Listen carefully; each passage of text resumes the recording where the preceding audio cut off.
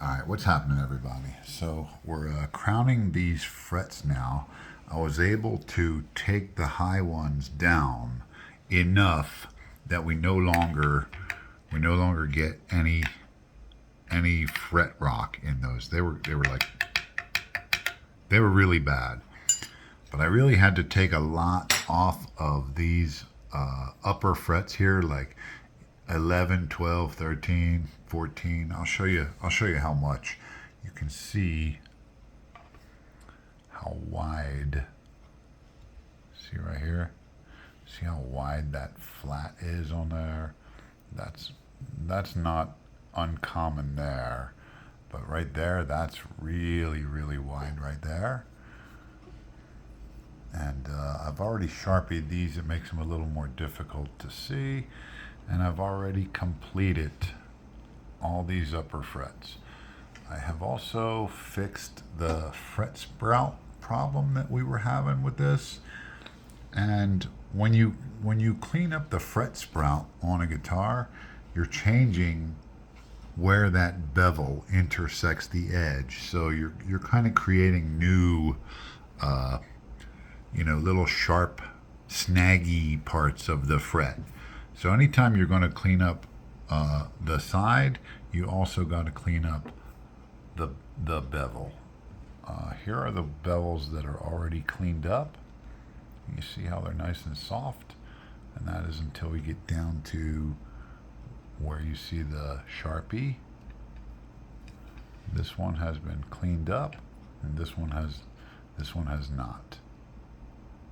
See the difference there? So these sharp edges right here, they create that snaggy feel when you run your finger across it. Now there's an easy way to do that, and there's a hard way to do that. You can use those little safe edge micro files and you can round it all over. Or you can just buy one of these. This is the tool that I use to recrown my frets. On this tool, you can see right here, see the very, very tip where the teeth end? That's called a run out, where the teeth just kind of run out to nothing.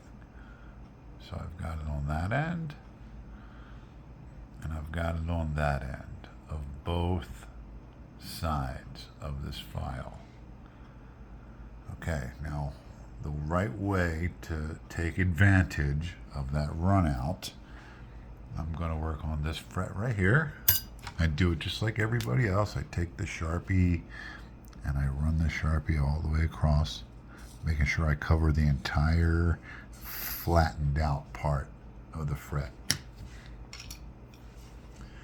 I'm going to use this run out to clean up these beveled ends. The way I do that is I'll use this run out on this side to clean up this bevel, and I'll use this run out on this side to clean up this bevel over here. I'm going to just tilt the neck up just a little bit on this side, so I'm going to tilt it this way, kind of roll it up towards me a little bit, just a little bit, just to take advantage of that run out, like this. Now, when you run out, the tool wants to slide off of the fret. So I always put my thumb up against it like this as a kind of a guide. And you'll hear when it cuts.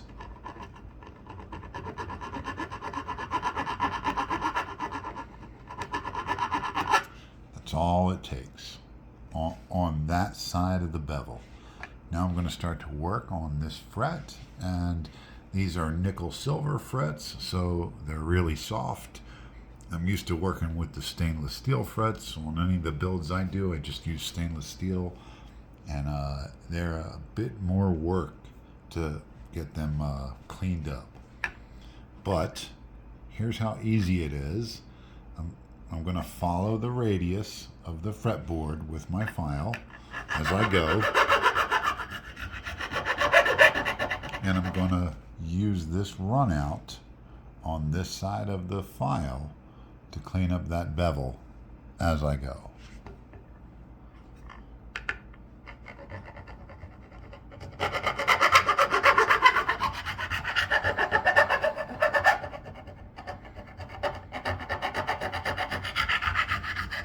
I'm also watching this corner where the file comes down to the wood. This file has what's called a safe edge. So in other words, there's nothing to abrade the wood on this side of the file and on this opposite side of the file. There's no teeth there to cut into the fretboard.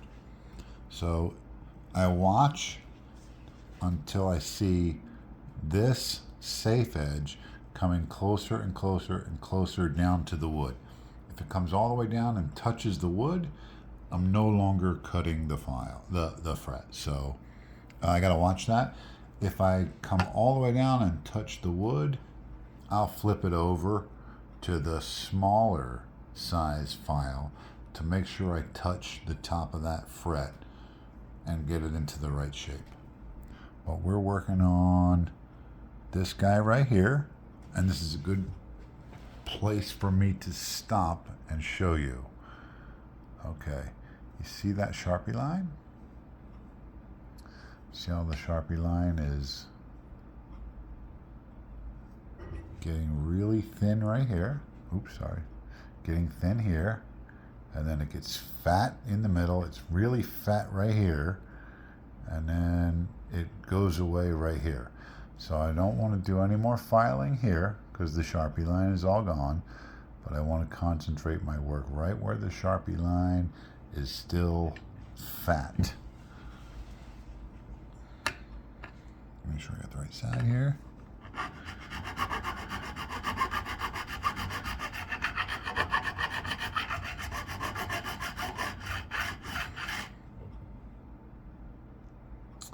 That looks really good.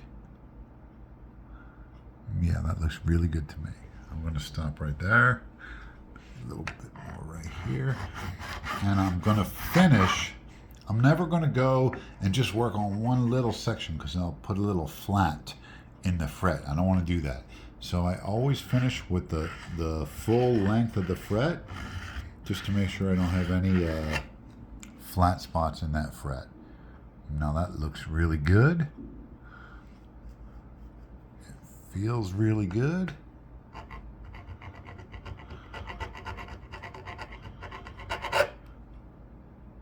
And if you're not practiced at this, a good technique would be to determine what side of the file you're going to use. Let's say you're going to use the tip, and you're going to use the tip on the far side of it.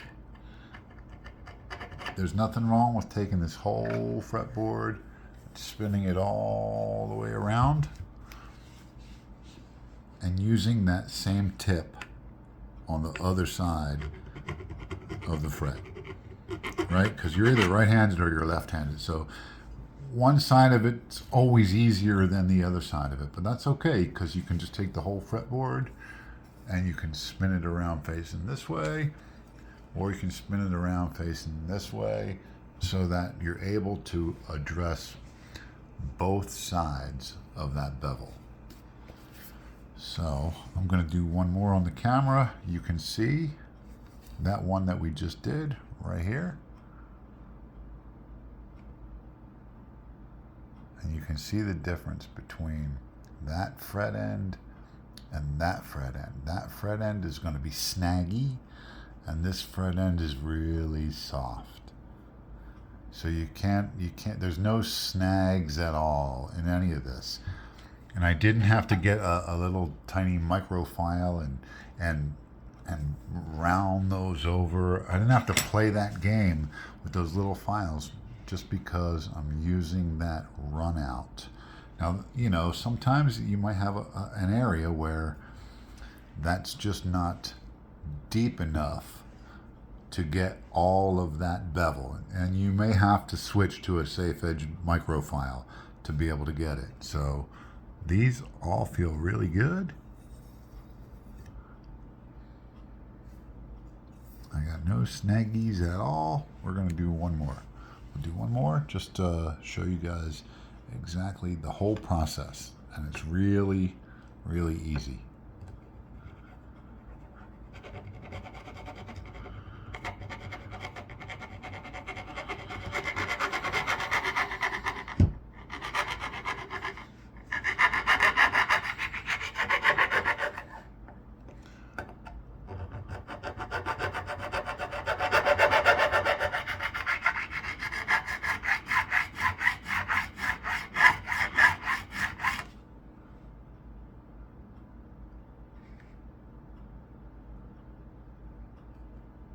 Like right here and maybe right here.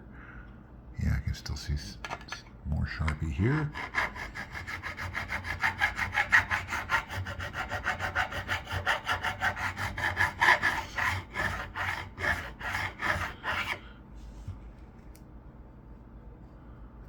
Still feel a little bit of snaggy right here.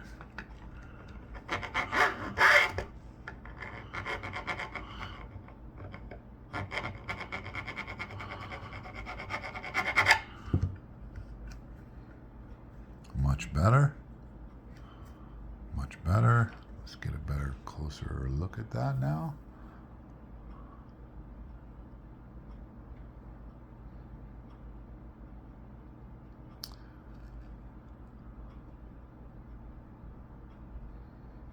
Okay, huge difference. That's what I'm looking for. This is going to leave scratches in the frets. So after this process, I'll have to tape off all of the fretboard because I'm going to use 600 grit paper to go back and forth across here. When I do that, I don't have a piece of sandpaper up here, but when I do that, I will take my paper and I'll put the pressure of my paper in the groove right here. I won't press down on the top of this fret with the paper, and I won't press down on the wood. That will be taped. I'll press down into that groove, so I'm pushing like at a 45-degree angle into that groove to remove the scratches. So it'll take the scratches out about, almost to the very top of the fret, and then I go down the other side and I do the same thing, and it'll take them out almost to the top of that fret. And at the end, if there's any scratches left in the top, I'll go back over it with like 1000 grit and just very lightly remove the scratches that are left on the top of the fret. That way, if you're bending notes, your string just glides right up that fret. There's no hook. There's no rough patch on that fret for that string to catch on. So I'll finish this. Then I will work on the pocket in the body, the neck pocket that I got around. I did dress, I don't know if I said this or not yet, but I did take these fret sprouts down. Yeah, when you take the fret sprouts down, it moves the bevel in. So it winds up having to be redone. I used this tool right here. This is just a piece of neoprene. It's like a neoprene block with 2 files in it. One file is 90 degrees, and you use that for filing down the fret sprout. You just got to be really careful you don't run into the fretboard. And then after I've gotten rid of all that fret spout, I'll flip this over, and I've got a 45-degree beveled file right here, and that is what puts this new bevel on the end, because as I file the frets down towards the fretboard, I'm making a sharp bevel right there. So I got to move that bevel in so that they're uniform, and then I gotta clean that bevel with this tool right here. That's how it works. It's really, really easy. It took me like 2 minutes to take the fret sprout down with this file, and then another 2 minutes to clean that bevel. And it's not that it took me 2 minutes of hard, grinding, filing. It took me 2 minutes because I want to make sure I don't have too much pressure or not enough pressure up against the frets when I'm doing it. So you kind of got to be careful. And remember that the fretboard has a radius. So you want to make sure that however you start is how you finish. If you're going to start with this block being flat on the center of the fretboard, then you have to finish with it being on the center of the fretboard. I do it where I'm over to the side, so I'm following that radius. So the center of my flat block is on one side of the fretboard, not the center. And then the same thing when I do the other one. So the flat part of my block is riding here, not here.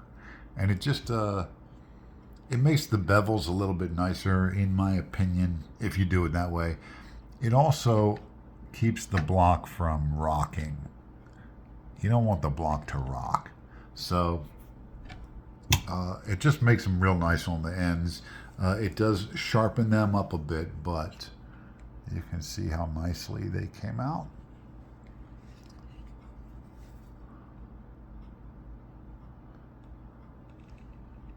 And you can see where I've used that fret crowning tool. You see where it's all shiny around the edge there? That's because those have been dressed, and then those have not been dressed. You can actually, with the camera, you can actually see the little snaggy bits where they got filed away. See if I can find a sharp one for you.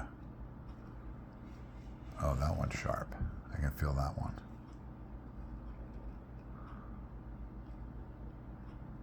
And when I run that crowning file across there, it'll get rid of that.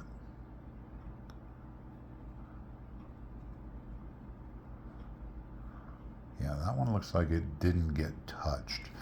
So that fret was probably shorter than all of the other ones, but it will get touched with this guy here. So they'll all look uniform. But good progress. I hope that teaches you something about this tool. This is a great tool to, it's worth the investment. I know it was like $60, but it was so worth the investment that I don't use anything else. I don't use the microfiles. I don't use anything else to clean this up. Even when I clean the scratches out of it, the sandpaper is hardly even going to touch those bevels. So I hope you guys got something out of this vid.